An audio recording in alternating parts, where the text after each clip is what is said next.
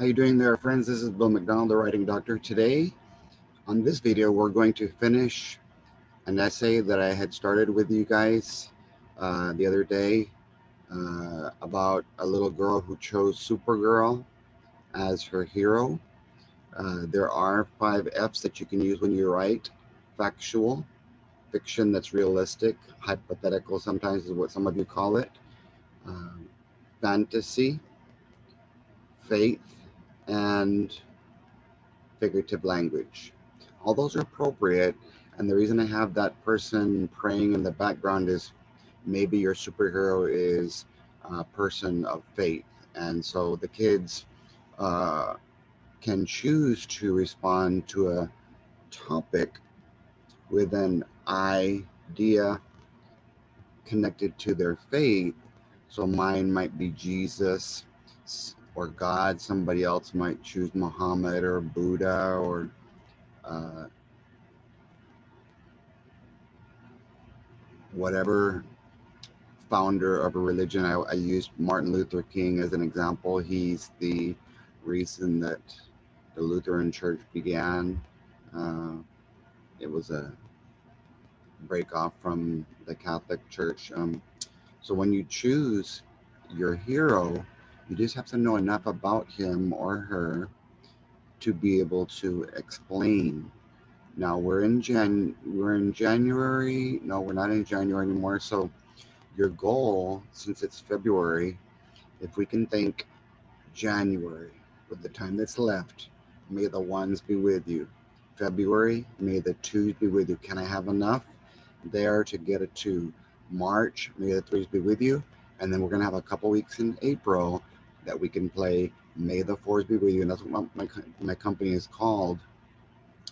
The paper that I'm showing you, I gave it a 2 because of several good examples that weren't explained well enough, because the third bullet says develop your ideas in detail. So I'm going to zoom in on one at the end using a special form from page 507 of the binder. It's an analytic feedback form. One of my colleagues who taught her entire career in 4th grade here in the Rio Grande Valley, she loved my scoring form so much, and I'll go ahead and show it to you right now, that way you know what I'm talking about. She loved my scoring form so much, this one right here that I started the other day, that she asked me for copies herself so that she could provide feedback. Because the way it works is, if I come into a training with your students, you can also hire me to analytically grade essays. I do anywhere from 5 to 10 for free at the price of the training. In fact, I have a school coming up next week where our first training was on editing and revising, and our training next week will be on expository, and they've already sent me the essays so that I can analytically score them the way that you're seeing here and give feedback. Okay, so I didn't show it to you last time, but after the trains are finished, and the color coding is very important because each idea represents a different color. What you want to make sure that you do also is, don't just tell them the ideas. Some people don't even do that. Don't tell them just their score, because a score doesn't help the student. What's going to help the student the most, besides seeing how many ideas they have, is the traits that TEA uses, or that ETS, the Educational Testing Services, that they use. It's development with voice. And I kind of give you some ideas. How many details did they give? How many sentences per example or reason? Is there any voice? Repetition, because some kids think that if I write the same thing 10 times or 5 times, that's going to be called development. No, because if you have 10 sentences, but 5 of them share the same thing, then you really only have 5 good sentences of development. And the reason that I have the voice in there is because the teacher rubric of development talks specifically on development, the first bullet, and the second bullet inside development talks about how to include your voice in there. So I'll read you what I wrote inside here once we finish the essay. So the other trait that to look at is also a revising trait is organization. How did you organize the essay? Did you have the structure that was needed? Is there a hook? Is there a CIS, central idea statement, or a controlling idea statement, or if it's ninth grade, thesis statement? The number of examples, the transitions, the sentence starters, closing, all of that is about organization. And so I mentioned in my comments about the hook and the closing for this one, so that's why I circled those. And then the last area, it's the last bullet.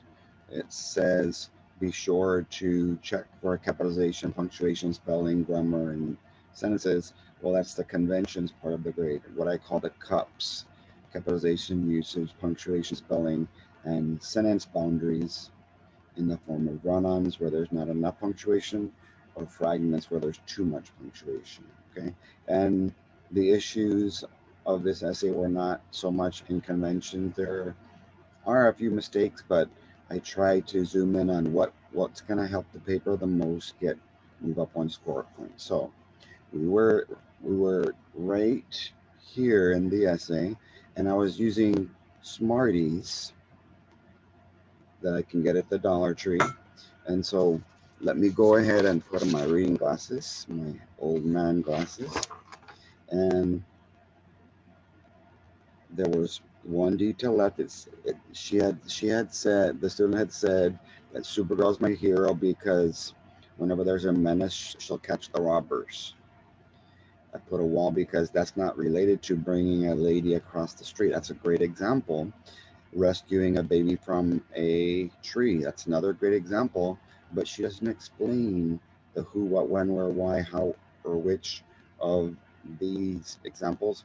And the one that we're on now, where we stopped, it said, if there is a fire, she'll put it out. Okay, let's see what the next sentence is. She is very strong. Since putting out a fire is a great example of a hero, I would have liked to have known, how does she put the fire out? What does she do?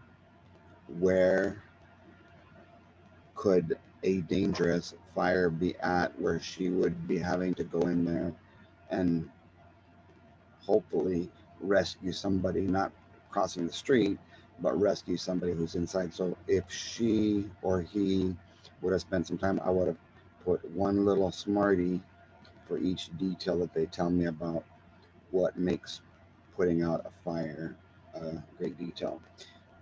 So I'll leave that one there because that's all she's got. It says she is strong. That's a great detail. She could punch you. She could punch through 10 walls. Since those two ideas go together, I'm going to put the wall before and after them. Let's see who, what, when, where, why, how of being strong. She will fight back if you hurt her. Okay. Now, since they didn't connect that to strength, because of her muscles, because of her massive ability, she will fight back if you make that connection so that I can see how those ideas relate to each other. She will get you sent to the hospital. Okay, so talking to the reader in second person. She will punch you like a gorilla. I like that idea.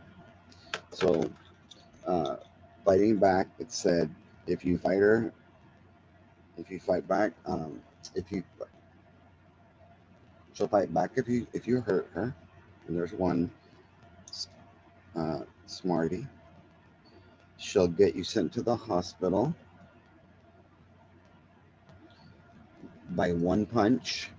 Okay, that's adding a detail, so I'm going to go ahead and give extra credit there. And she'll punch you like a gorilla. Okay, because that's a simile, I'm going to go ahead and add that together. Now, somehow, if we're going to keep these ideas right here, you would have to connect her strength to her fighting you a little bit better. So now we're on the ending. So there's a couple of ideas that she does. She is very bold and strong. Since that's already been written, I circled restating there. She is the most heroic of all. That's a great detail. Most heroic of all. She's the best superhero of all time.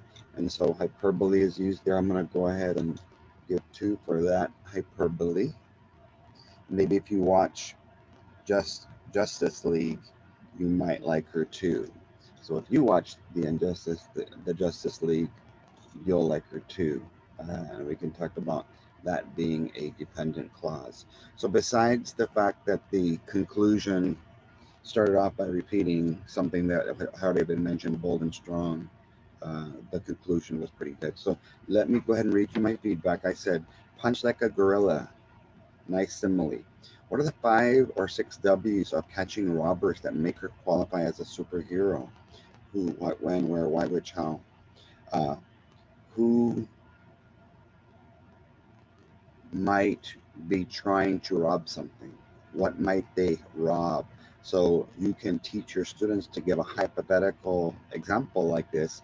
If there's robbers and she's going to stop them, well, we have to actually explain, because expository is explain, not just giving examples, and that's the development in detail. When do robbers usually try to steal things? Where do they usually try to steal them from?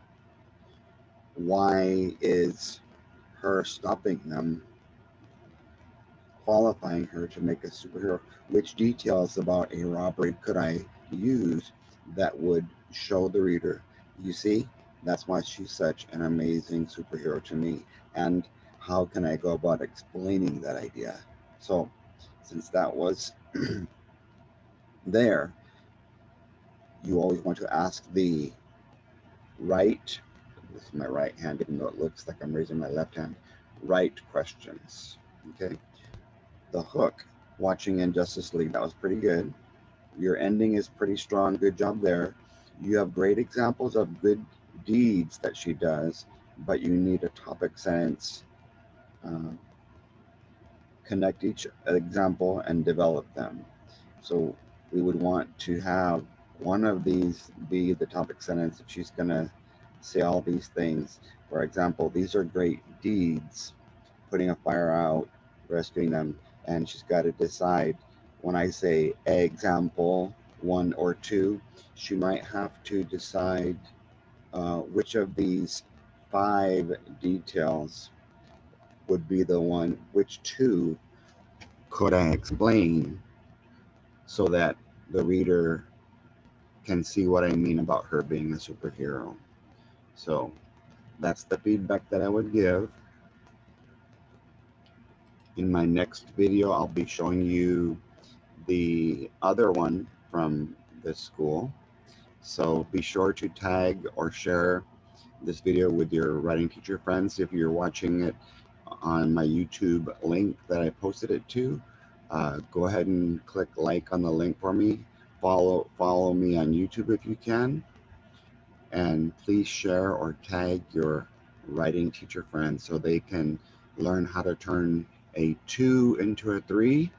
And since this paper got a 2, how to get a 2 by at least having reasons and examples along with a central idea statement.